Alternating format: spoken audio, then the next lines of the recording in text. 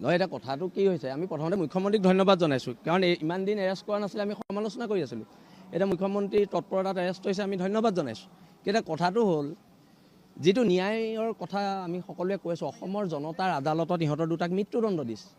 এটা কথাটো হৈছে, জামিন পাই ওলাই আহিলে ৰাইজে মৰিয়াই মাৰিব। এটা দুটাই অপশ্যন আছে, পুলিচে গুলিয়াই মাৰিব নে ৰাইজে মৰিয়াই মাৰিব, কি মৰাটো মাৰিব লাগিব। যিহেতু অসমৰ সৰ্বস্তৰ জনগণে ইহঁতৰ মৃত্যুদণ্ড বিচাৰিছে। কথাটো সেইটোহে আৰু, হয় গুলিয়াই মাৰিব লাগিব, নহ'লে ৰাইজে মৰিয়াই মাৰিব, দুটাৰ ভিতৰত এটা আৰু। সেইটো এটা মুখ্যমন্ত্ৰীৰ ওপৰত কথা, গুলিয়াই মাৰে নে আমাৰ হাতত এৰি দিয়ে তেওঁৰ ওপৰত কথা। আনক, এৰেষ্ট কৰক, এৰেষ্ট কৰি জেলত দিয়ক, চৰকাৰে দেখুৱাওক, এইখিনি শক্তি দেখুৱাওক, চৰকাৰেও দেখুৱাব লাগিবতো। কিন্তু এটা কথা মই কৈ দিছোঁ, জামিন পাই ওলাই আহিলে দিগদাৰ আছে সিহঁতৰ। আহিলোঁ, গৰিমাবৰ লগত বহুত দেৰি কথা পাতিলোঁ, আৰু সদায় এটা পৰিয়ালৰ দৰে জীয়াই আছিলোঁ।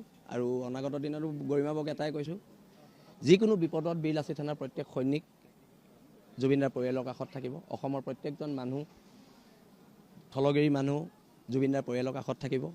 আৰু গৰিমাবক মই এইটোও কৈ থৈ আহিছোঁ, জীৱনত মৰিশালি মন্দিৰলৈ ৰূপান্তৰিত হোৱা বিশ্ববাসীয়ে প্ৰথম দেখিলে।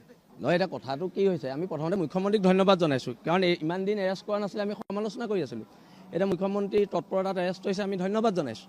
কিন্তু কথাটো হ'ল, যিটো ন্যায়ৰ কথা আমি সকলোৱে কৈ আছোঁ, অসমৰ জনতাৰ আদালতত ইহঁতৰ দুটাক মৃত্যুদণ্ড দিছে। এটা কথাটো হৈছে, জামিন পাই ওলাই আহিলে ৰাইজে মৰিয়াই মাৰিব। এটা দুটাই অপশ্যন আছে, পুলিচে গুলিয়াই মাৰিব নে ৰাইজে মৰিয়াই মাৰিব, কি মৰাটো মাৰিব লাগিব। যিহেতু অসমৰ সৰ্বস্তৰ জনগণে ইহঁতৰ মৃত্যুদণ্ড বিচাৰিছে। কথাটো সেইটোহে আৰু, হয় গুলিয়াই মাৰিব লাগিব, নহ'লে ৰাইজে মৰিয়াই মাৰিব, দুটাৰ ভিতৰত এটা আৰু। সেইটো এটা মুখ্যমন্ত্ৰীৰ ওপৰত কথা, গুলিয়াই মাৰে নে আমাৰ হাতত এৰি দিয়ে তেওঁৰ ওপৰত কথা।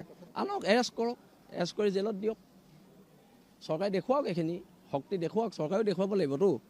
কিন্তু এটা কথা মই কৈ দিছোঁ, জামিন পাই ওলাই আহিলে দিগদাৰ আছে সিহঁতৰ। আহিলোঁ, গৰিমাবৰ লগত বহুত দেৰি কথা পাতিলোঁ, আৰু সদায় এটা পৰিয়ালৰ দৰে জীয়াই আছিলোঁ।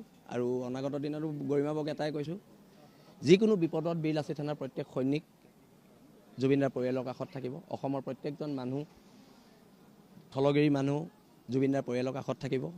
আৰু গৰিমাবক মই এইটোও কৈ থৈ আহিছোঁ, জীৱনত মৰিশালি মন্দিৰলৈ ৰূপান্তৰিত হোৱা বিশ্ববাসীয়ে প্ৰথম দেখিলে। নহয়, এতিয়া কথাটো কি হৈছে, আমি প্ৰথমতে মুখ্যমন্ত্ৰীক ধন্যবাদ জনাইছোঁ, কাৰণ ইমান দিন এৰেষ্ট কৰা নাছিলে, আমি সমালোচনা কৰি আছিলোঁ। এতিয়া মুখ্যমন্ত্ৰীৰ তৎপৰতাত এৰেষ্ট হৈছে, আমি ধন্যবাদ জনাইছোঁ। কিন্তু কথাটো হ'ল, যিটো ন্যায়ৰ কথা আমি সকলোৱে কৈ আছোঁ, অসমৰ জনতাৰ আদালতত ইহঁতৰ দুটাক মৃত্যুদণ্ড দিছে। এটা কথাটো হৈছে, জামিন পাই ওলাই আহিলে ৰাইজে মৰিয়াই মাৰিব। এটা দুটাই অপশ্যন আছে, পুলিচে গুলিয়াই মাৰিব নে ৰাইজে মৰিয়াই মাৰিব, কি মৰাটো মাৰিব লাগিব। যিহেতু অসমৰ সৰ্বস্তৰ জনগণে ইহঁতৰ